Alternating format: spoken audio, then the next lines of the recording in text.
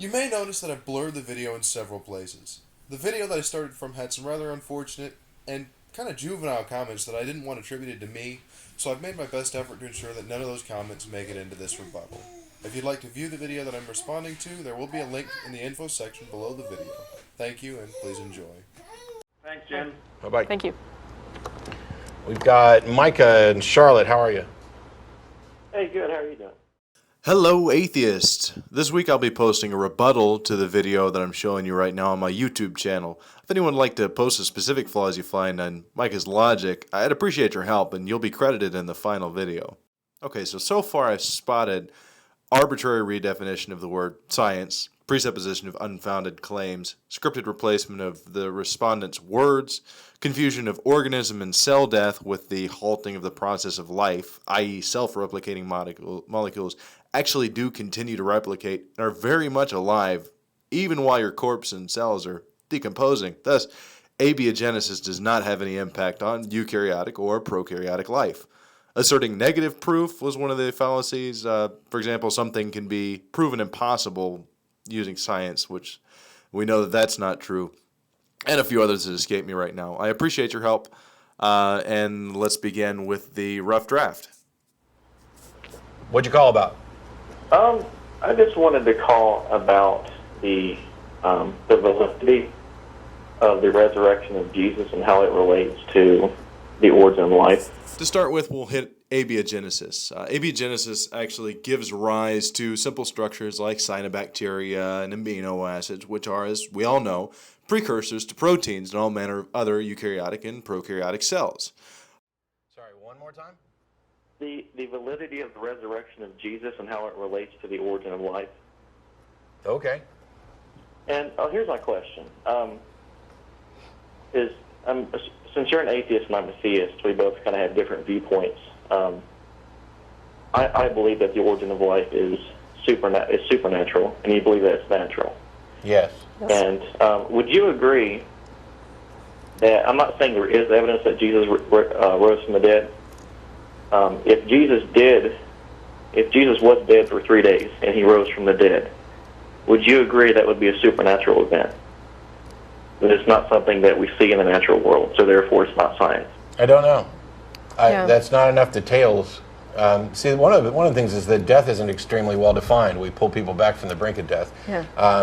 So I can't say for sure that it would be supernatural. I can say that it would certainly be Extraordinary. It would certainly be extraordinary and would seem to be supernatural. Okay, right. So if Jesus and all of his cells were dead for 3 days, and somehow his whole entire body was regenerated after 3 days, would you agree that that would be something supernatural? At least something that's not again. right. Exactly. So what I'm saying is that there are no facts that we have that support the idea that a man can be dead for 3 days and resurrect. In the same sense that there are no facts that support the idea that non-living material can become living. Yeah, actually there is. There actually is. There are facts okay. that support that. The fact of abiogenesis, and I do mean fact of abiogenesis, it's been proven, it's been shown, we can actually do it in laboratory settings with the right amount of energy.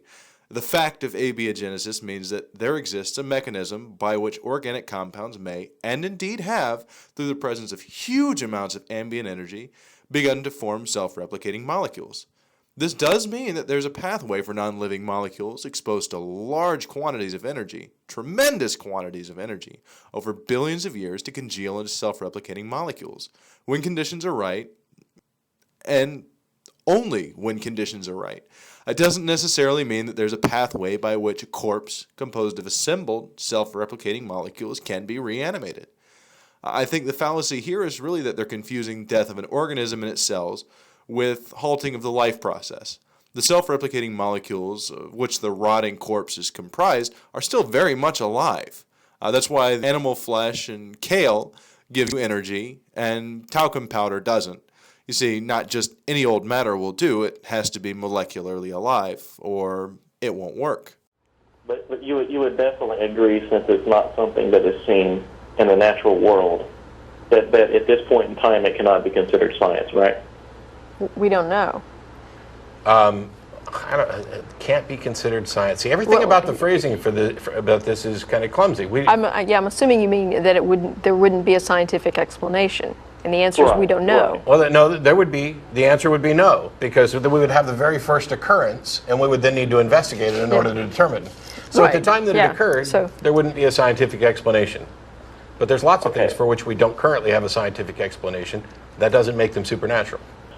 So I guess here's the entire point I'm trying to make, okay, is that we both agree that if Jesus did rise from the dead, there's no scientific evidence in the natural world that such a thing can happen, that it's actually a natural process, that a man can be dead for 3 days, his cells be dead, and somehow be regenerated after 3 days, okay? So by your own logic... Well, hang on. Before we get to my own logic, two quick things. You're saying we agree on something, and then the way you phrase it sounds like it was pre-written and doesn't match what I actually agreed to. And then as far as my own logic, there's just logic. I don't have my own special type of logic. Right. Okay. Right. But based on what you're telling me, is what I'm saying. Based on what we both agree on, actually. Okay. So, but based on what we both agree on and what you just told me, the origin of life when non-living material became living is not science. No, and that's not even supernatural. You didn't listen to a word I said, did you? No, I did. I was very, very clear that the mere fact that we haven't observed something before doesn't tell us necessarily that it's supernatural. And the fact that we don't currently have a scientific explanation for something doesn't tell us that it's supernatural. Right, and even if it's not supernatural, if we don't, for example, if we don't see men resurrecting after 3 days in the natural world, science is what we can observe in the natural world, correct? Science is the explanations for what we observe in the natural world. Yeah, it's a method. It's not a body of knowledge. Theory. It's not necessarily science. That's what a theory is. Whoa. No, wait. Give me your definition of a theory. A theory is an explanation that is based on the facts that what we observe. In other words, we have a set of facts, and a theory is what explains those facts. Right. But you're aware that theories it's a broad model. Are developed from doing science, and that theories are the highest point of science, the graduation point, so to speak. Right. That there's nothing higher than a theory in science. All right, so this is the point, okay? If you believe that it's not supernatural, so there's two problems here. There's more than that. Yeah. There's probably quite a few. If the resurrection of Jesus is either supernatural or it's not, there's no facts to support that such a thing can happen, it's the exact same thing with the origin of life. Yeah, except for two things. Number one, you've got a dichotomy there that is, while it's valid, is completely crazy. It's not a way that you want to phrase things of it's either supernatural or we don't have scientific facts. But the thing is, when you're talking about abiogenesis, we do have facts that have been investigated by science.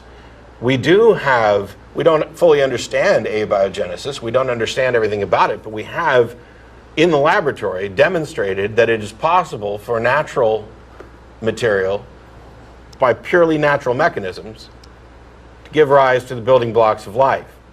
Right. And here's the issue of that. I've actually studied this quite a bit.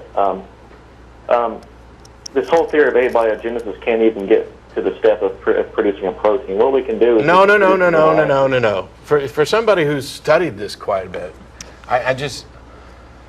Yeah. This is baffling because let me give an example. Can't get to the step of producing a protein. Do you realize how much further down the chain a protein is than just the building blocks of living material? That you're objecting to somebody not being able to create a 747.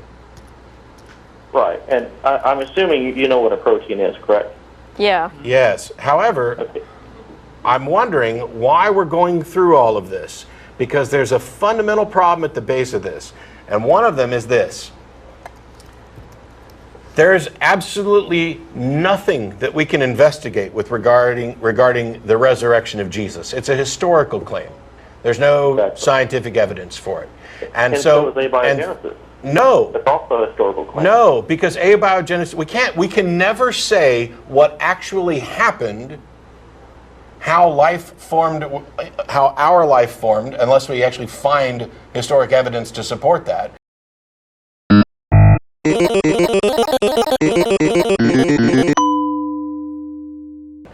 But the process, the scientific investigation of the possibility of abiogenesis demonstrates that it's possible, or that it's not impossible.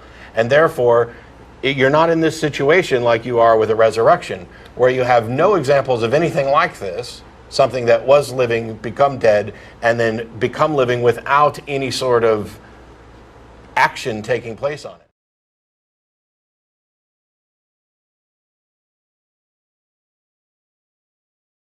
In order to get a protein to form, the amino acids do not fold themselves into a protein. They need a ribosome, correct? Where are we going, and why are we going there here? Yeah. Why aren't you calling science shows? Well, I just assume the atheists, study science quite a bit. I am. Here's the thing. No, I'm no expert in any of the science stuff. Jen knows this stuff better than I am, so I should shut up. Except for one little thing. How is any of this relevant to whether or not there's a God? Because that's what this is all about, right? Right. You believe there's a God and I don't, right? Right. And I think it is relevant because I think I can easily show how abiogenesis is scientifically impossible. Aha! Ah. Now we get to the crux of it. This is why I said there's a big old fat problem at the back end of this. Your position is that abiogenesis is impossible. You are making a claim that something cannot naturally occur. Not that it has not, but that it cannot, which is Occur. why this call is over. If you're going to claim that a scientific position, which has not been confirmed, and people are investigating, if you're going to claim that it's scientifically impossible, you need to do it with scientists. Second of all, no, there's no second of all. Thanks for calling. As far as scientific impossibility is concerned, I'm really not convinced that this is a thing. We can debate whether a proposed phenomenon is probable or not based on what our observations tell us, but it's impossible to make a claim of impossibility using the scientific method. The closest science will probably ever come to saying that something is impossible might be by saying that a phenomenon has not been observed, cannot be measured, and does not seem to follow any known patterns of behavior that we've observed in the universe. Like, for example, a God. These guys are talk show hosts, not physicists. I think Micah really brought the argument to the wrong people here. Nobody can know everything, and these guys don't understand abiogenesis, or at least they don't seem to. And what I really appreciate about them is that they don't pretend to know. They stop at the end of their knowledge, which shows that they're being intellectually honest, which I can't necessarily say for Micah. Well, that's it for me for right now. I know I haven't really covered everything. Certainly, if I've missed anything, feel free to leave your comments down at the bottom, and I'll make sure to add those into the final version of the video. But thank you so much for watching. I really do appreciate it, and tech you later.